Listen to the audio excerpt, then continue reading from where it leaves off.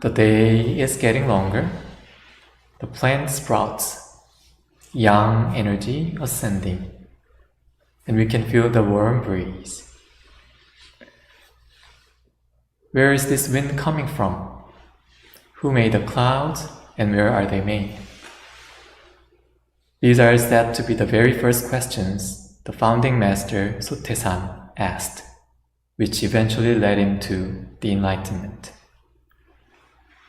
Like Sotaesan started his spiritual journey with a question about wind, and with the recent arrival of the winds of spring, the passage spoke to me. The founding master said, "I have taught you the Dharma of commanding the wind. The laws are the northwest wind, and the way and its virtue is the southeast wind. These two winds are the main principles that together regulate our world." The teachings of all the Buddhas and sages since time immemorial, as well as our own doctrines, are the method that makes the southeast wind blow. However, the influence of the southeast wind does not occur through mere preaching or verbal explication. You must make it manifest in your actual practice by first having it blow deep in your minds. You must become commanders of the southeast wind wherever you go by studying and applying widely all the doctrines you learn. End quote. Korea is a peninsula of the Asian continent. So we have seasonal wind, the cold, dry northwest wind in winter, and the hot, humid southeast wind in summer, which brings life and nurtures all things in nature. You can call it harmonious wind. This passage of southeast wind was in my mind as a hwadu, koan, over a month. One day, a thought crossed my mind after the weekly English workshop with a member from the Manhattan Temple as a teacher and with other gyumunnims. The topic was racism, and the question came to my mind, am I racist? Yes, but no. According to the dictionary, racism is having, reflecting, or fostering the belief that race is a fundamental determinant of human traits and capacities, and that racial differences produce an inherent superiority of a particular race. I sometimes sensed dry, cold-hearted wind blowing in my mind. Even though I don't express it out loud, when I look deep inside my mind, I sometimes wonder if I hold certain stereotypes about different people. I wonder about this because I know that other people can have stereotypes of me. When I visited other countries, I remembered having heard about anti-Asian prejudice, and I worried. What if they look down on me, ignore me, or treat me badly because I'm Asian? To be honest, there were times when that kind of thinking made me feel intimidated, even when everyone around me was friendly and polite. All my intimidation actually came only from my mind. I have also heard the term model minority applied to Asian people. It means that we are all supposed to be quiet, docile, hardworking, studious, and polite people. Well, some of these qualities, such as being polite and hardworking, are ones that we strive for. But when I think about it, it doesn't feel that great. It feels a little patronizing. While I considered others' biases about me, I was simultaneously seeing others in a biased view. Unlike the United States, Korea is a nation comprised of a single ethnicity, and people of different colors stand out. So when I used to see immigrants in Korea, In some ways, I pitied them. Maybe because they are away from home and their family, doing manual labor, and sometimes not being treated well. I also heard the news that runaway immigrants became illegal residents, causing problems. So, when I encountered them, I sometimes thought, oh, what if they cause some problems? While feeling sorry for them and a bit superior at the same time. Of course, there are some characteristics that people within any given community share in common. But we all are different, and it is often dangerous to generalize these attributes to everyone. The racism I projected and experienced was mild, not so spicy. But when you take such a small prejudice for granted, it will gradually build up and grow.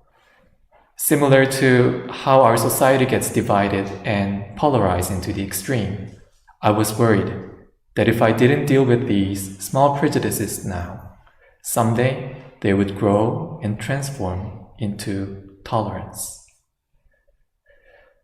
Fortunately, my military service helped me with this perspective. During my 2 years of mandatory military service in Korea, I was fortunate to serve in the United States Army. From friends who had just turned 18 and enlisted, to sergeants and officers with years of experience in the military, I met many people who were of Latin American, white, black, Filipino, second-generation Korean, Irish, and Indian heritage. Luckily, in working together, I came to the conclusion that I didn't have to think so hard about our difference and preconceptions. Actually, I've never noticed any of that at all. Other than our military ranks, we were treated equally, and the experience of fellowship in that confined time and space made it easier for me to deal with people from different backgrounds a little more comfortably and naturally. But like the wind, which never stops, sometimes prejudiced thoughts come up unconsciously. Our mind is expressed through thoughts, words, and actions, and through those, as well as repeated habits and karma, one's self is created. As the thoughts pile up, I needed to do something.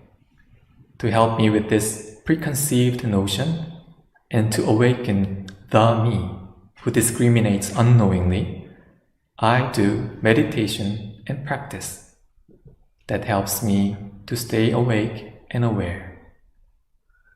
And here comes my meditation journey. Unlike many practitioners, I wasn't a fan of meditation from the beginning. There were lots of struggles on my meditation journey. At first, I struggled with constant sleepiness. During the first year of the seminary course, we got a chance to stay with the head Dharma master, Venerable Gyangsanim. One early morning, we were meditating in a small room when suddenly I heard a loud thud. I opened my eyes and found myself lying on the floor with my head down. Yes, it was me. While dozing off, I lost control of my body, fell asleep, and was knocked out. I really felt ashamed. But now I can say our mind goes together with our body, and I take care of my body, my health, and get enough sleep for morning meditation. The second struggle was the pain from the posture. When I sat down, I felt like every part of my body was crying. My knees, ankles, back, neck, and etc. I moved my numb legs every 5 minutes. I couldn't sit still. So I admire your presence here. Wow, amazing. I had chronic lower back pain that got worse when sitting. It wasn't easy. So, to develop the muscles around my spine, I exercised, and now Even with slight scoliosis, I have no pain. Also, by doing enough stretching and yoga before and after sitting, and adjusting my sitting posture to flat, now I feel very comfy. Thirdly, and most importantly, sitting meditation wasn't fun at all. I knew it was the best way and very essential for my practice and spiritual journey. I knew lying down made me fall asleep, standing made me move and made my knees hurt, but I just didn't like it. I actually hated it. So I found an alternative, that is chanting. Do you know this?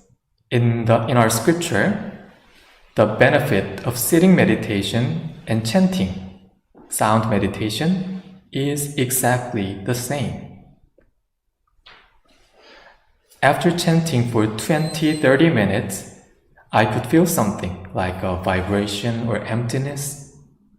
It was not like sitting meditation, where all you feel after 20 minutes is nothing but pain in the butt. After chanting, my mind became calm, and then I presumed this might be the state of samadhi, deep concentration. I did walking meditation, and I also tried to concentrate on sitting, starting from 3 to 5 minutes, and gradually increased the time until I could feel heaven.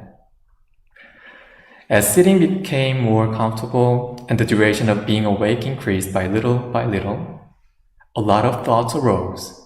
In the beginning, I followed all those thoughts. It was fun. I'm awake still. It is better than sleeping. I brought up all old memories, unleashed my imaginations, and sometimes came up with good ideas, which I could not remember afterward. But one day I thought, early in the morning, overcoming sleepiness, struggling with my body, sitting. Is it worth chasing my wandering thoughts? Then I made up my mind and tried something to be focused. I put an image of a dot on the floor and looked at it. But because my eyes were open, I had more random thoughts. So I returned to my breathing. I inhaled, exhaled, abiding on 단전, breathing in and out.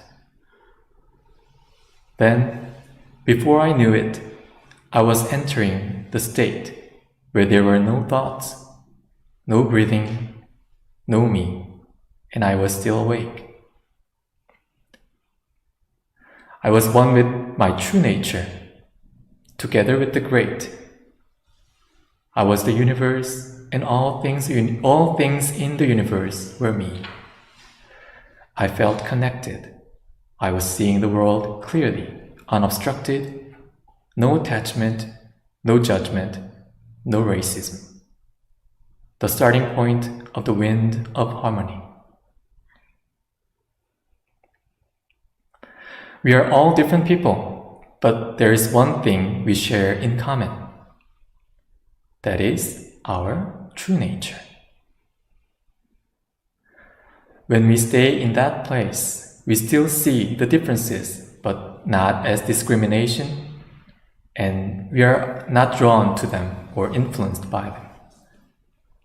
The seed of prejudice is planted in the mind ground, which is originally free from disturbance, delusion, and wrongdoing, like Irwan-sang behind me. As founding Master Sotaesan said, we come to the service and practice to learn how to blow the wind of harmony.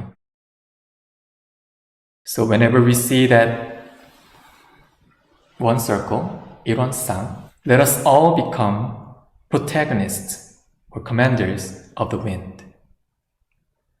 Let each of us blow the wind of harmony that nurtures all spirits again this spring. Thank you.